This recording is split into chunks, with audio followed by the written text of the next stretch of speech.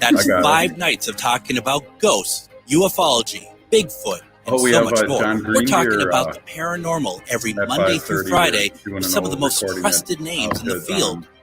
Join us and step into the unknown with Ghost Box Radio with Greg Bakken, Monday through Friday at 10 p.m. Only if you dare. End-of-life decisions are not easy to make. Hi, I'm Mary T. of Mary T. Hospice Care. It's important to make sure that this difficult time is meaningful and comforting to you and your loved ones. Our hospice team provides an individualized program of physical, emotional, spiritual, and practical care so your loved one is comfortable and not in pain. At Mary T. Hospice, we understand that choosing the right hospice care provider can be overwhelming, but we're here to assist you. Learn more today at marytinc.com. Winter is here, and there's a good chance your home isn't being heated efficiently. And it's likely because of air sealing and insulation problems. Inadequate attic insulation is the leading contributor to high energy bills, cold rooms, and ice dams. Great news, the energy-efficient pros at Snap Construction can fix it all. Stop the heat from leaking out and save. Call 612-333-SNAP or visit snapconstruction.com for your free infrared energy inspection. Install with Snap Construction and qualify for over $750 in rebates and incentives. State and city programs are now offering 0% financing for qualifying insulation upgrades. So call Snap Construction for your free insulation energy consultation and start saving on your energy bills. Call 612-333-SNAP. That's 612-333-SNAP. Or visit snapconstruction.com. Snap Construction is arguably the most well-reviewed insulation and exterior contractor in the metro area. Hey, Cudahy to all my friends and relatives in 4 directions. This is Robert Pilot of Native Roots Radio presents I'm Awake. I'm here to ask you for your support. Finding honest Native-centered news is not easy. But with your support, we're able to provide accurate information about Standing Rock, Line 3, treaty violations, and COVID-19 in our Native communities. Please visit Native Roots Radio Network on Patreon and donate if you can. That's Native Roots Radio Network on Patreon. Pinigigi, and thank you for your support. Unwanted sexting or photos, inappropriate jokes, even tickling or wrestling can feel like a violation. Catcalling, cornering, or groping, getting them drunk or high for sex, recording sexual acts without permission,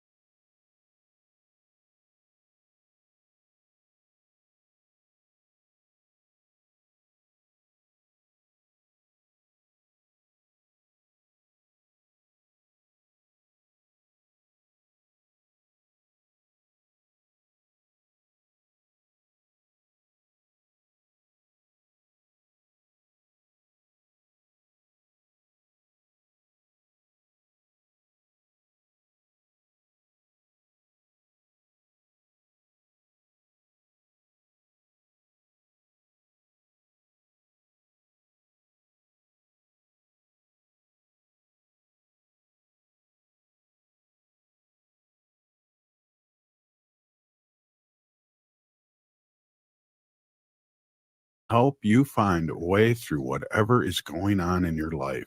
Call 612-596-1223 for no-cost crisis support anytime, anywhere in Hennepin County.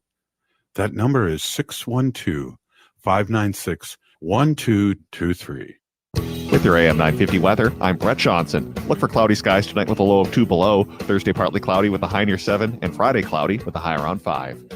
At Crooner Supper Club, the entertainment doesn't stop when the show ends. Head over to Maggie's Lounge for some post-show drinks and great conversation. You'll love the relaxed and friendly atmosphere. That's Maggie's Lounge at Crooner Supper Club, off Moore Lake and Highway 65. Or at croonersloungemn.com. Portions of Native Roots Radio may be pre-recorded. It's a good day to be indigenous. Get up, stand up. They are going to become more brutal. Couldn't cut. Any cut again. Because all the hippies were trying to be Indians anyway. They're going to become more repressive because it's a matter of dollars and their illusionary concepts of power. Hey, Victor. We must live in balance with the earth. And also with recent happenings at Wounded Knee. I am awake. Welcome to Native Roots Radio presents I'm Awake, and I'm your host, Wakanja Hade.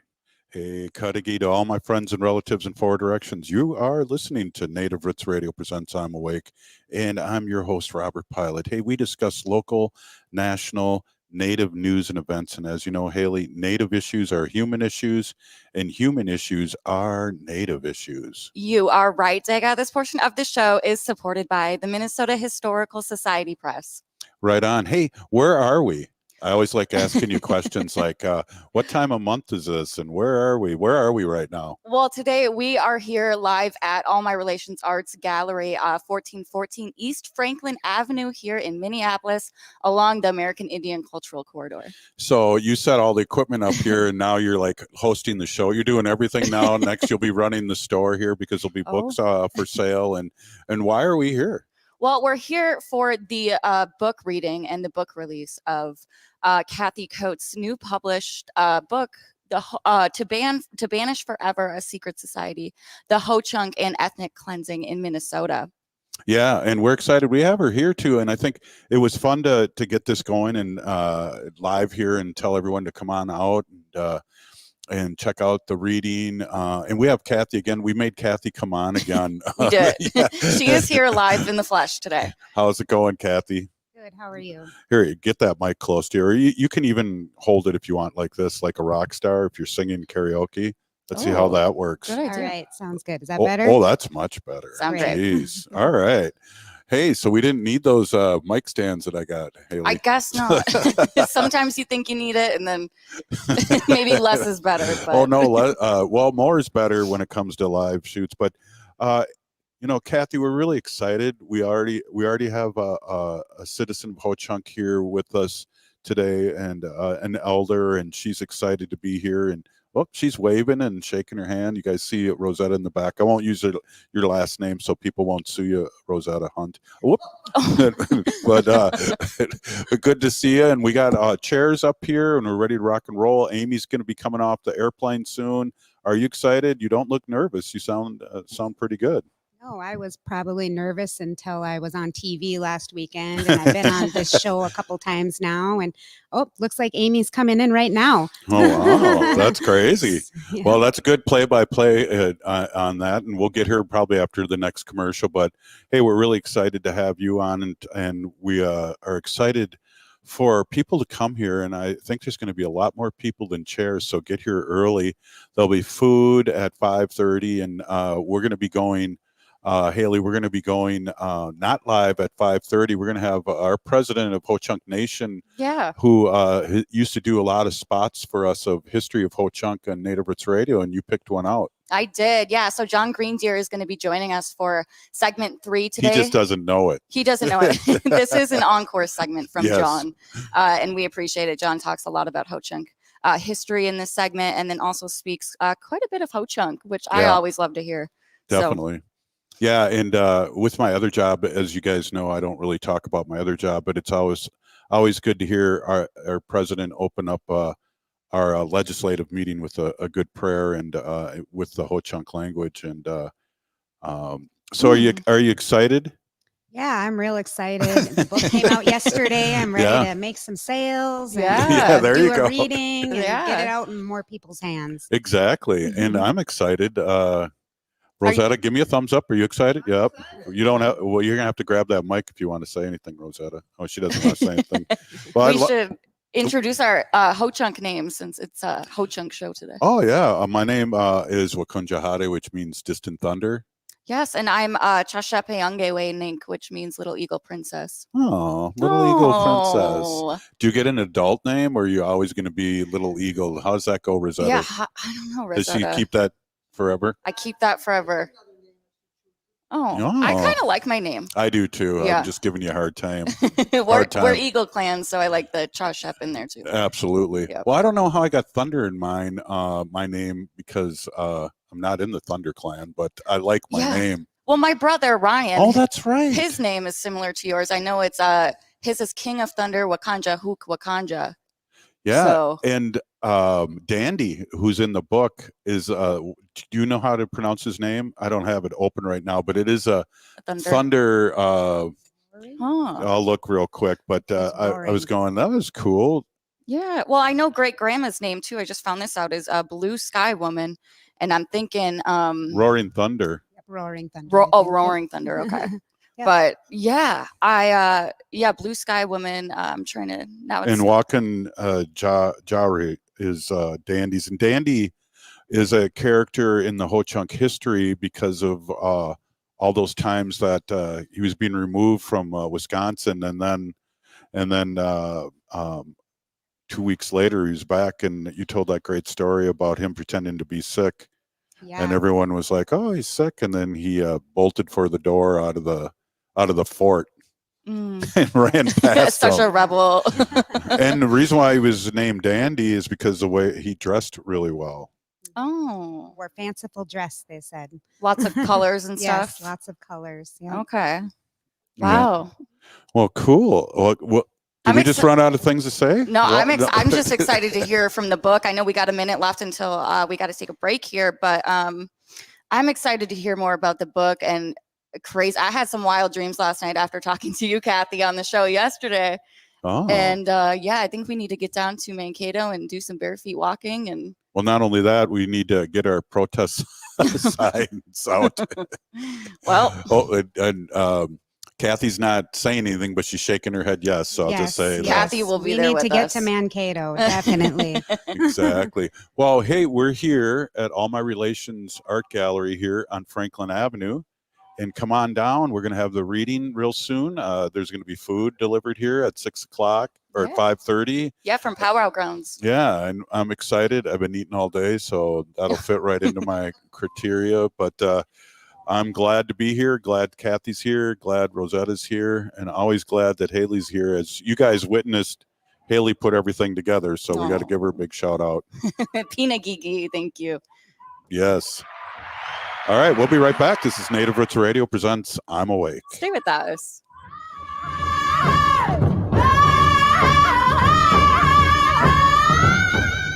The city of Minneapolis is now on Native Roots Radio with Minneapolis AIR. AIR stands for American Indian Relations. Guest host Christine McDonald talks to people about important things affecting the city's Native communities. Minneapolis AIR dives into topics like public safety, public health, elections, and so much more. Tune in to Minneapolis AIR on Native Roots Radio from 5 to 6 p.m. on the second Wednesday of every month, right here on AM 950. Minnesota has the only original wolf population in the continental United States. And 80% of Minnesotans believe the wolf should be protected. Howling for Wolves is asking Minnesotans to respect our true wildlife manager, the wolf. Their survival is critical to our ecosystems, our communities, and even our economy. As highly intelligent animals with strong social bonds, Minnesota wolves deserve to be protected and admired. Learn more at howlingforwolves.org. Let's live and let howl. Howl!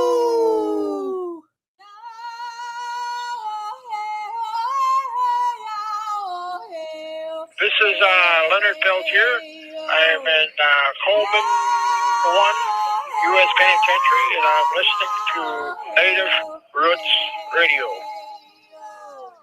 And we're back to Native Roots Radio presents I'm Awake, and this is Robert Pilot.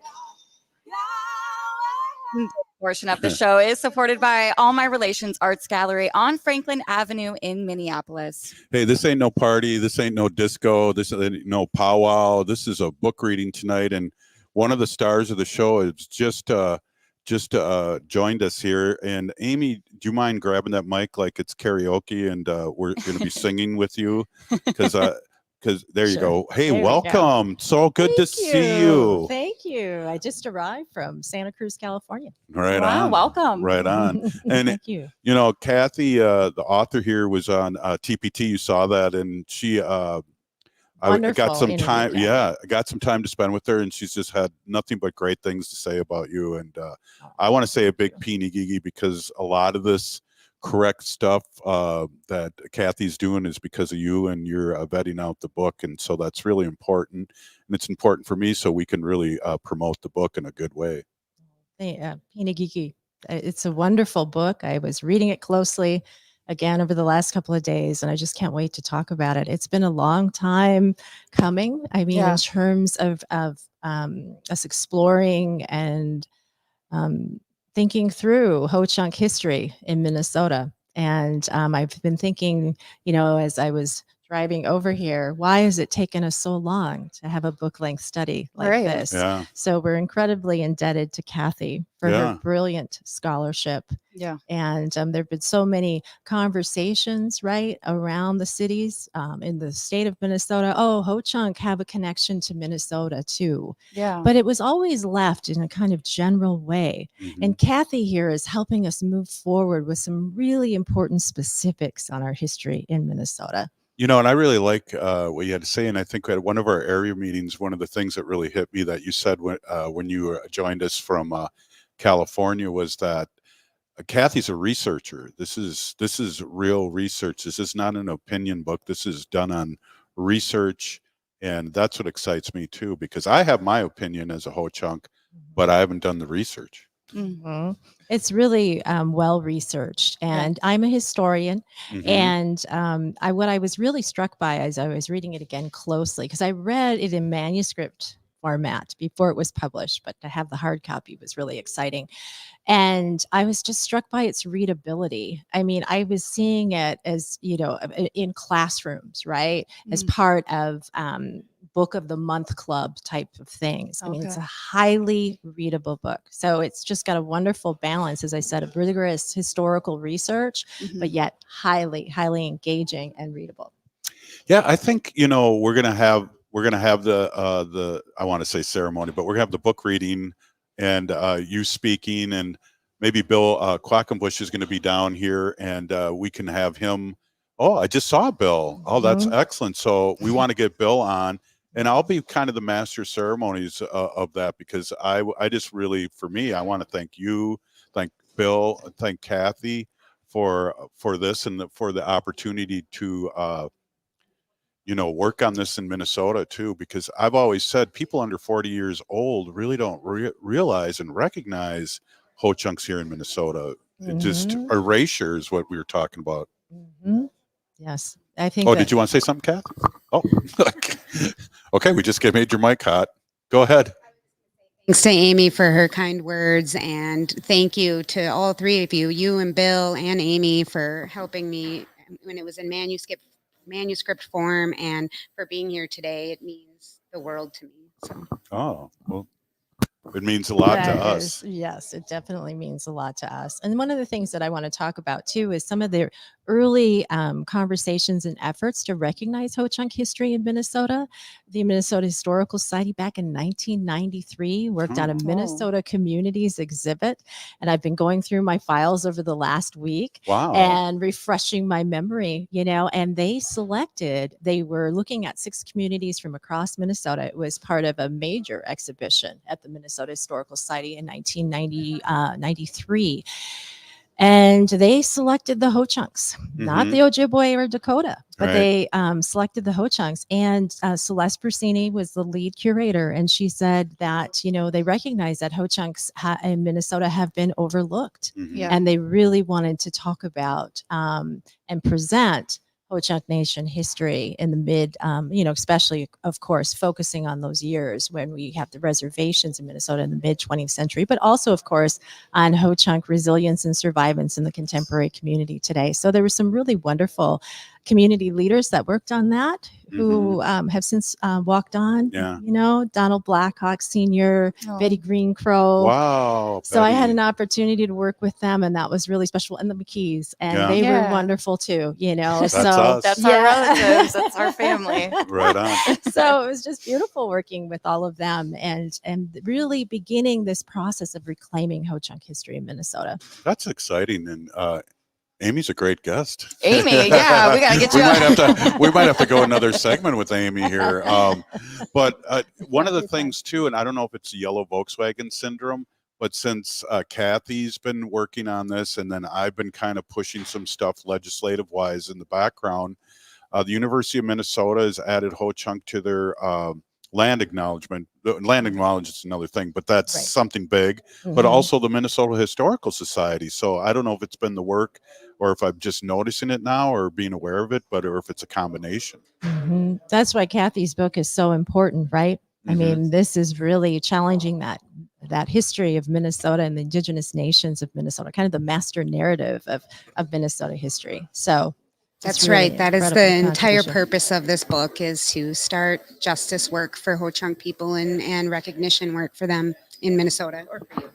Yeah. Well, in one of the key words that I heard brought up, I think by you, and then also in the book by Cathy, is erasure. And that's one of the things that I'll be driving home when I speak to people about a recognition of Ho-Chunk in Minnesota, is we don't want to be erased. And that's a colonized way. So, you know, also too, one of the things that really in the book for me really hit home, and we mentioned a little bit with Cathy about this earlier, is that, geez, Mankato has some things that they should be giving back, possibly. I could just say that in code. Land back. Cathy wants to say something. They own millions and millions of public land of acres. So they definitely stole land from the Ho-Chunk people in 1863. So land back is relevant to Ho-Chunk people in Minnesota. Yeah, we'll get a Chipotle down there and just have Haley do the radio show down there. Yeah, we'll move our studio down there. Get our big antenna on there. Yeah.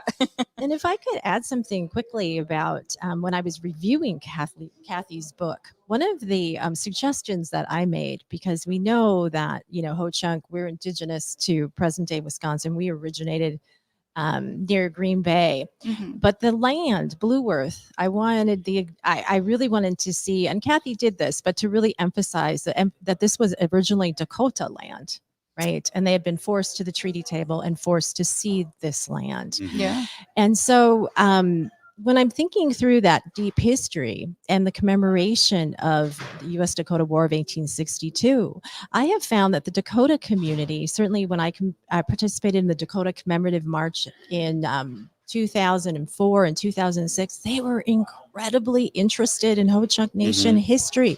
They would introduce me to other people in the room and say, "This is, you know, Amy Lonetree. She's Ho-Chunk, and her people were removed too." Yeah. And so I felt this incredible groundswell of support and interest, that they were hungry to hear our story as well. And removed so close to them, you know, as neighbors and almost on the same land. And our language is, you know, similar in that way too, to the Dakotas. Yeah, it's Siouan, but I think it's more Ho-Chunk, and they got the language from us. Is that right? No, I'm just kidding. That's right. Yeah. Well, one of the translations of our name is people of the parent speech. And that's the recognition that we were a nod to, that we were the original Siouan speakers. Yeah. Now some people have made that claim. Yes. Well, I wonder, should we call it a show, because we were going to go halfway the show, or if you have I know there's a lot of people coming in here that you want to see too, so maybe we can end the show at the normal time that we were going to only do half a show here and tell everyone to come out here. But it's really exciting to have you on, Amy, and it's going to be an exciting night, and the place is getting full. If I could relay one more story really quickly, Robert, about Ho-Chunk presence in Minnesota. We can talk about an erasure, but there have been moments, as I was thinking this through over the last several weeks, where people I remembered, acknowledged our deep connection. And case in point is at the University of Minnesota and the development of the American Indian Studies Department. I heard from a Dakota elder that they actually approached the Ho-Chunk Nation and asked them to if it would be all right, or if they would like to offer Ho-Chunk language courses to undergraduates at the University of Minnesota. And as we know, Dakota and Ojibwe are taught at the University of Minnesota and have historically been taught there. But I think that that's a really interesting story. We made a decision, elders made a decision not to do that for a host of reasons. But I think it's really important because that speaks to the acknowledgement of the Ho-Chunk having a deep and longstanding connection to Minnesota, and other nations recognizing that at various moments in time. Amy, it's so good to have you. I'm so happy that you made it here. It's going to be a great night. The place is packed. A lot of relatives and a lot of people are here, and it's going to be exciting, Cathy, huh? Oh, wait, unmute me, Cathy. Go ahead. It's great to have Amy. She's a great speaker, and I can't wait to hear more. Exactly. Well, we're here to honor and recognize and celebrate that book, and I just can't wait for people to hear what you've that history that you've uncovered and you've written about so powerfully. Yeah. Well, hey, we're going to up next. We're going to hear Jon Greendeer, a best of, and come on down. There's still plenty of time. The show starts at 6. We're going to be eating here soon, but there's plenty of time. You're listening to Native Roots Radio presents I'm Awake, and we're at All My Relations here in Minneapolis on 1414. Oh my goodness, Audrey Thayer. I just got to say, and we'll be back and we'll talk tomorrow. I just ADD'd out on Audrey Thayer, right? Yes, we'll be up with Jon Greendeer here, and then we have a new animal segment from Wendy Pilot. Yes. And then tomorrow we'll be on with Little Moments Count and Bob Blake from Red Lake. We love saying Bob Blake from Red Lake. We'll see you tomorrow. And listen up, John's got some great info. We are a Calusa Nation. As we pack away the ornaments and bid farewell to the holiday season, it's time to unwrap the gift that keeps on giving, getting protected by a COVID-19 vaccination. This is your chance to make a difference, especially as our Native communities face higher COVID numbers. Those higher numbers underscore the need for collective action. So answer the call and get vaccinated. The latest vaccines are not just authorized, but they're proven effective against the current variants. This is extra protection, even if you've already had previous vaccines, since previous vaccines will eventually wear off. Plus, the new shots are FDA approved for ages 6 months and up. A COVID vaccine is not just a shot. It's a pledge to safeguard the wisdom and stories handed down by our elders. So join the movement, get vaccinated, and make 2024 the healthiest year ever, securing a brighter future for our Native community. For more information, including details about clinics offering free vaccines, visit vaccines.gov.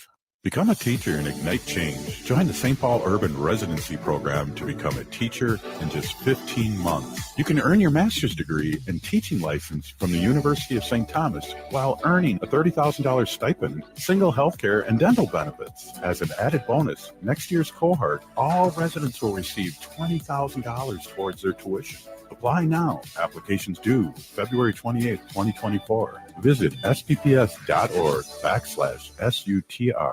Hi, Matt McNeil here. You've demanded it, and AM 950 will deliver. The AM 950 calendars are back for 2024. This year's calendars features photos I've taken across Minnesota, plus important dates in both progressive and AM 950 history. All new or current sustaining members who make recurring donations of at least $10 will receive an AM 950 calendar as a thank you. If you make a monthly recurring contribution of $25, $50, or $100, you'll receive a thank you of both the calendar and a brand new AM 950 tote bag. Make a one-time $25 donation, you'll get a calendar as a thank you. Or make a one-time $50 or $100 donation, you'll receive a thank you of the AM 950 calendar and the AM 950 tote bag. It's really simple to become a member of AM 950. Go to our webpage, am950radio.com, click on the membership button, and sign up. The website has the details on the different levels and the 2024 calendar and tote bag. Thank you to everyone who's continued to help support AM 950, one of the last true progressive radio stations in the country. Thanks for keeping AM 950, the progressive voice of Minnesota, on the air. Life can be hectic. Sometimes the pressure can feel like too much, and the emotions can be overwhelming. Hennepin County's COPE Mobile Crisis Response is here to listen and help you find a way through whatever is going on in your life. Call 612-596-1223 for no-cost crisis support anytime, anywhere in Hennepin County. That number is 612-596-1223. 1 year ago, I was in the accident which nearly killed me. The last year has been a lot of work recovering, and positivity has been a key. Staying positive, I no longer refer to the accident as an accident, but rather the day my Toyota Sienna from Rudy Luther Toyota saved my life. That's a factual statement, and the main reason why I'll always own one for the rest of my life. Some places will talk about auto safety, but I'm a living example of why you and your family can trust a Toyota from Rudy Luther Toyota. Go test drive one today and try the hybrids. They're fantastic. Rudy Luther Toyota on 394 in Golden Valley. With your AM 950 weather, I'm Brett Johnson. Look for cloudy skies tonight with a low of 2 below, Thursday partly cloudy with a high near 7, and Friday cloudy with a high around 5. Create unforgettable meals that are sure to impress with vinaigrette. From extra virgin olive oils to balsamic vinegars, fused extra virgin olive oils to white balsamic vinegars and wine vinegars, vinaigrette has it all. Independently owned since 2009, find vinaigrette at 50th and Xerxes in Minneapolis or at vinaigrettemn.com.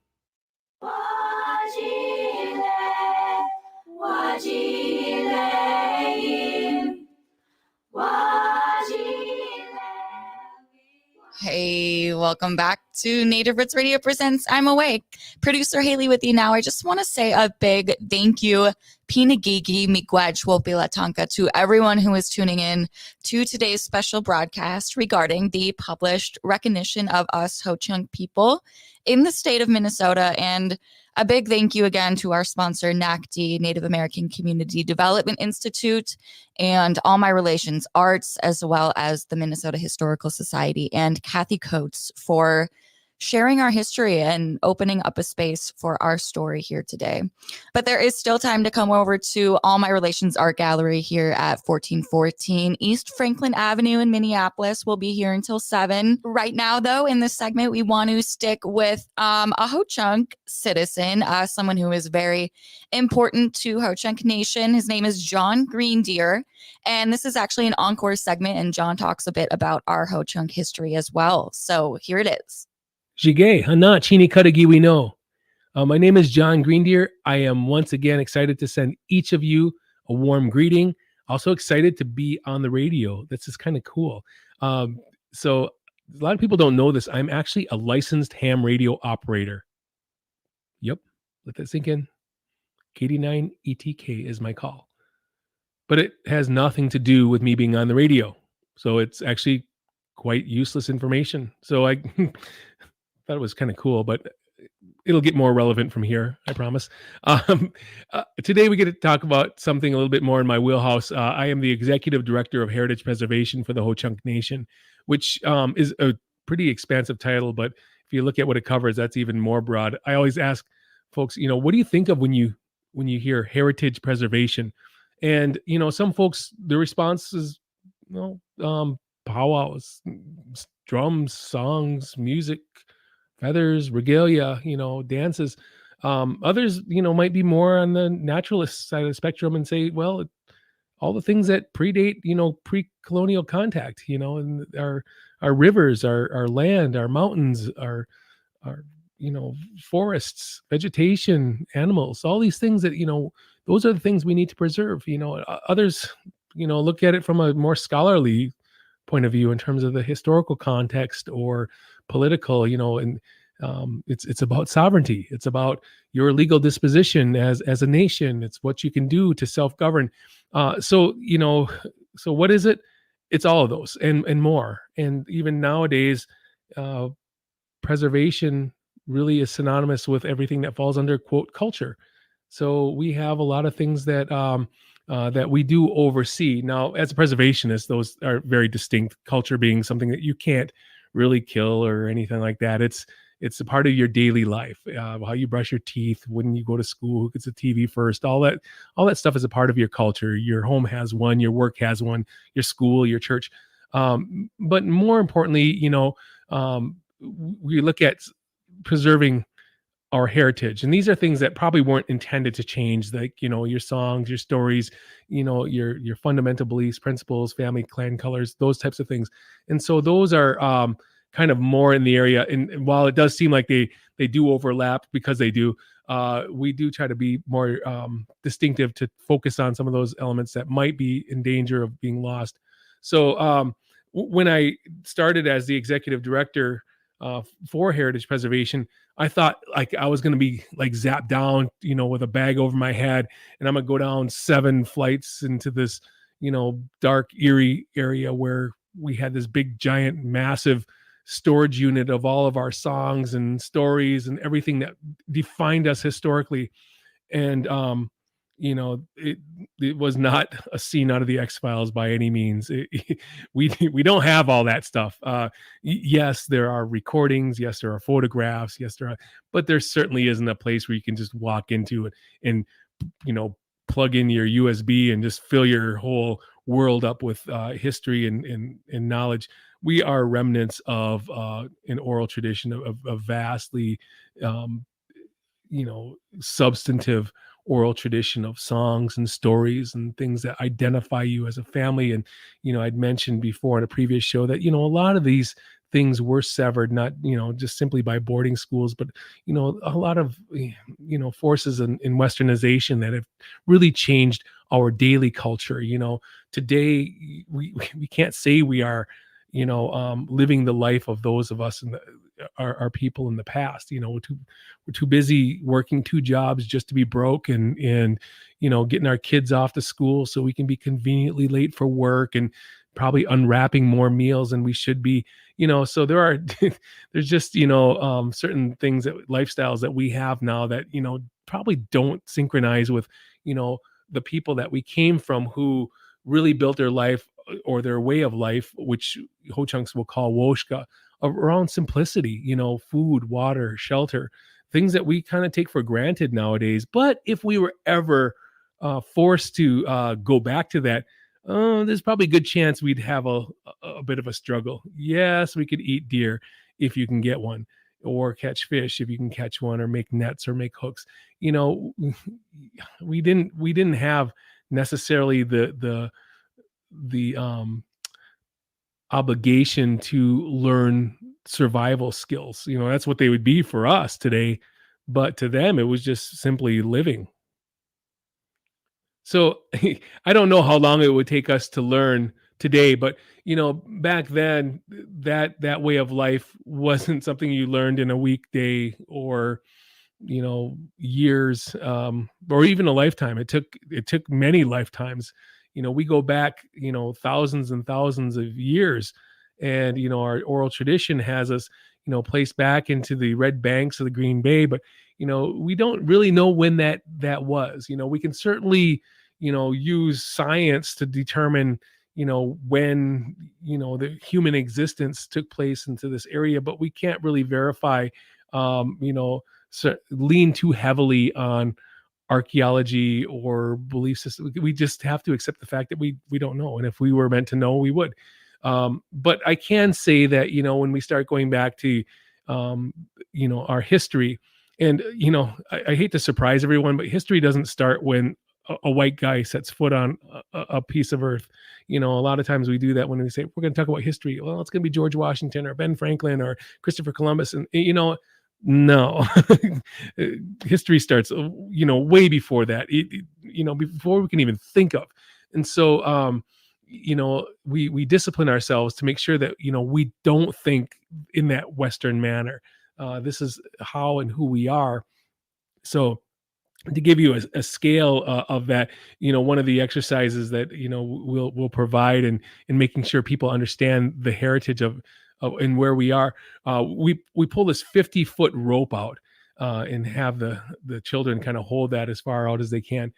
And that rope, in this context, only represents 14,000 years. Where we're dated back to, at least on the science end of things. But we introduce things like the projectile points and some of the stone tools all the way.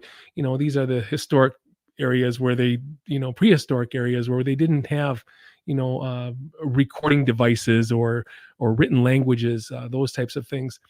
And people will actually get a chance to see the scale of this because, every foot of that rope represents about approximately 280 years, which means that, if you went 2 feet, you've already passed the arrival of Columbus to the Americas, and so you have to think back from those 48 feet. Oh my God, there was a lot of time between then and now. We are not the first. We're not fresh off the boat here. We've been here for such a long time, and the reason why we have made it to this day is because of those elements of our heritage. So making sure that those things are passed down to our folks is probably our biggest mission, to make sure that there's a connection there, and there is. And that's the amazing thing about it is these things that we credit our ancestors do. We have those things. We never lost them. We may not have to engage those, but there are certain things that we do in heritage preservation and cultural resources and language that really show that connection is there, and it's as strong as it's ever been before. So whenever we learn how to say our name in our language and use it, whenever we learn how to craft an item that has some utility and we see people using it, it's there. So I don't, it doesn't take long for people to realize I get really amped up on things like this. But this connection that we have, they can't take that away from us. That's who we are. We are these people that that they try to separate us from. So heritage preservation is really about making sure that we have a strong connection and a strong identity with who we are, because that really is what determines our success in the modern Western world, and it's what determined our success in the prehistoric times as well. So heritage preservation does include a lot, and I'm always discouraged because I don't know the things that people come to ask me, or the people I work with, they say the same thing. We don't know everything. We'd like to be able to help, but one of the things that they talk about, in our way of life, and I hope I don't butcher this too much, but when they say the whole chunk of the woshka ke ineki yaoncha ki karachegi hiain chakshanawi, we're not doing this alone. That's we don't have this all by ourselves. It's with our group, our family, our clan, that we can all do this. And this is knowledge that I think is really important, that no one person knows all of this, but we all know a little bit. And when we come together, that's how we come to know everything. We can't do it all ourselves, but if everyone does a little bit, then it can get done. And so these are things that really lean on heavily, and making sure that the circle, the group is wider, and there's more people in there, rather than just a small number of people that are carrying that burden and trying to carry this on, because that's never going to work. So it really is about being together. It's really about working together, sharing together, and the best way to do it is to look at our brothers and sisters as what they are. They're our family. And so together, that's what defines who we are, and that's going to define what the success of heritage preservation is.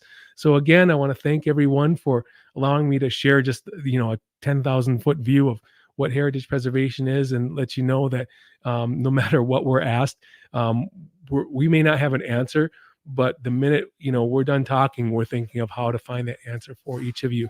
So again, thank you. We got to take a quick break, but stay with us. You're listening to Native Roots Radio. The city of Minneapolis is now on Native Roots Radio with Minneapolis AIR. AIR stands for American Indian Relations. Guest host Christine McDonald talks to people about important things affecting the city's Native communities. Minneapolis AIR dives into topics like public safety, public health, elections, and so much more. Tune in to Minneapolis AIR on Native Roots Radio from 5 to 6 p.m. on the second Wednesday of every month, right here on AM 950. Cafe Latte offers made-from-scratch soups, salads, sandwiches, and mouth-watering desserts. So come check out their pizza and wine bar, or get a treat from the bakery made fresh daily. Plus, you can still do online ordering and takeout, along with gift cards. Just go to cafelatte.com and choose from their ever-changing selection of award-winning salads, sandwiches, and soups. Cafe Latte is located off Victoria and Grand and online at cafelatte.com. Hey, if you're like a lot of people, you're probably relieved that the holiday celebrations are over. But there's one thing that might stay with us from the holidays besides all those gifts, and that's COVID-19. Numbers from COVID are going up as we spend more time inside. And Native Americans are seeing even bigger case spikes. With all the indoor celebrations over the holidays, you may have unknowingly been exposed to someone with COVID-19. That's why it's important to stay vigilant. If you notice any symptoms like a fever, a tickle in the throat, or heavy fatigue, take an at-home test. They're still free and can be ordered at sayyeshometest.org. If you do test positive, you're eligible for free treatment, and no health insurance is required. Visit health.state.mn.us to connect with providers and receive your treatment. Let's make 2024 the healthiest year ever, securing a brighter future for our Native community.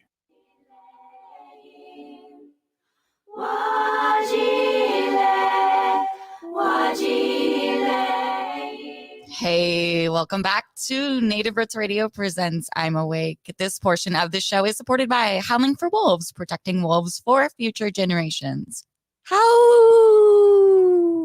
That was my lone howl today. Anyways, I want to quickly introduce Wendy Pilot. Wendy is a humane policy advocate leader for the Humane Society of the United States, and she is updating us all the way from New York today. So thank you so much, Wendy. Please take it away. Thank you, Haley. Hey, everybody. My name is Hanaji Hihani. That means cares for them. I was given that name by my Dega Curtis. Curtis goes by Mashke Hanajinga, which means walks on white clouds. I'm a humane policy volunteer leader for the Humane Society of the United States, and I work on animal issues at the local and state level. And it's always my pleasure to do that. You know, I was thinking about what I wanted to talk about today, and I want to do a little free advertisement for an item that I bought that I think is just awesome for your pet. So Robert and I decided that we were going to drive to New York. I think it's around 1,900 miles. So we were going to drive for a long time. I think the whole trip took us about 20 hours. But we were traveling with our little dog, Wanda, and everybody has heard about Wanda. She is a little black Shih Tzu. She's a rescue. We rescued her about 7 years ago, and she's our heart. Like, we both love this little dog so much. And the thought of bringing her on the road with us was so exciting, but also really worrisome because we were going to stop at a lot of places, rest stops. We were going to stay in a hotel overnight one night. We were going to walk her on streets and places that she's not familiar with. And the thought of me and Robert losing her was just something I could not even imagine.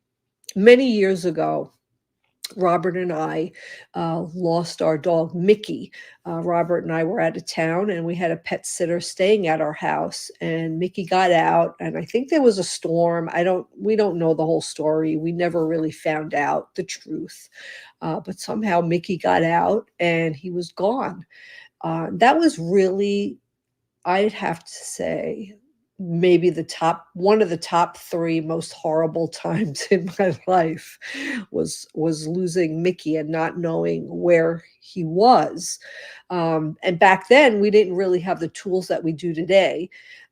So Robert got on his computer right away, made up little posters and pictures of Mickey, and Robert and I went around our neighborhood and put these posters out on every lamppost that we could find in the neighborhood. And sure enough, I think it was, I don't know how many hours later, 30 hours, I'm just going to guess from my memory, we got a call from a little boy who said, I think I have your dog in our backyard. And, we went and we got Mickey. Now, today, there's so many more options, right? There's microchips, there's tracking devices. Just having a collar with your dog's name on it is really important. And I'm telling you, we have all three. So Wanda is microchipped.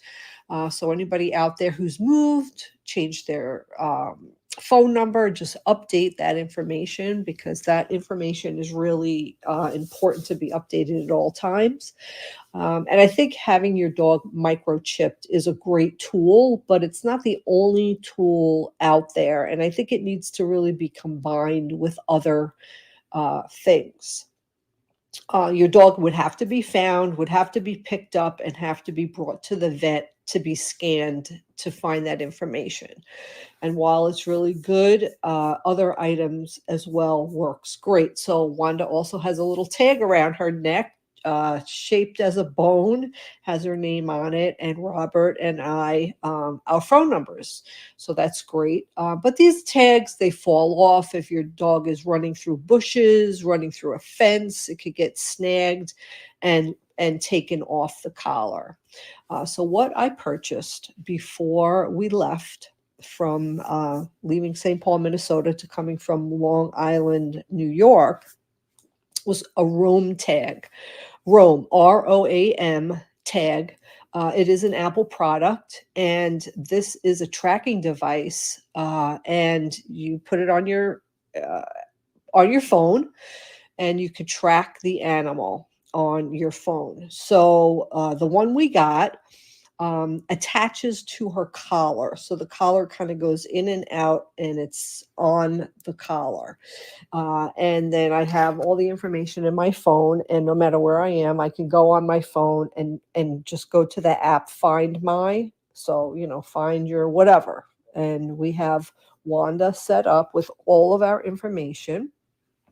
And somebody could it's a QR code. That's exactly what it is, a barcode. So whoever has a phone can just click on, scan the code, and it will give you her name, our phone numbers, where you could contact us. So I think that's a really good tool to have. And then I could go on and see where she is. Like, oh, okay, and find the address where she is. I could find her exact location, and it will show me as she's walking,